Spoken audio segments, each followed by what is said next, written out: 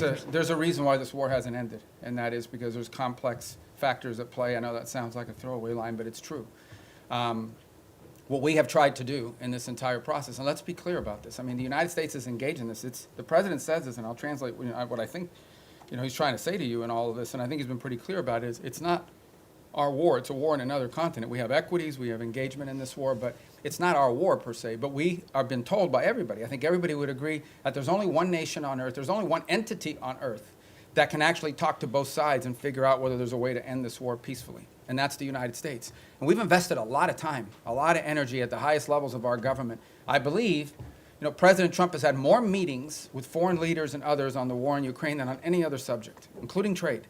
He's invested a lot of time. Steve and Jared have invested time. I've invested time. The Vice President, the Secretary of War, others, Secretary of Treasury, and more have invested a tremendous amount of time and energy in this. And what we're trying to figure out here is, what can Ukraine live with and what can Russia live with? Sort of identify what both sides' positions are and see if we can sort of drive them towards each other to some agreement. Wars end generally in one of two ways. Surrender by one side for another, or a negotiated settlement. We don't see surrender anytime in the near future by either side, and so only a negotiated settlement gives us the opportunity to end this war.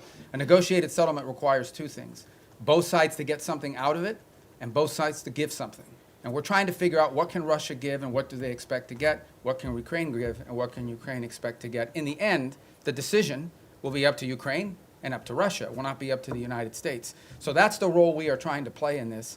And that's why you see so many meetings going on. This is not about imposing a deal on anybody. It is about determining what both sides expect and need to have and what both sides are prepared to give in return for it, and figuring out whether we can have those two overlap. And of course, that takes a lot of time and a lot of hard work. It can't generally be done in the media or in press conferences. I think we've made progress, but we have ways to go. And obviously, the hardest issues are always the last issues.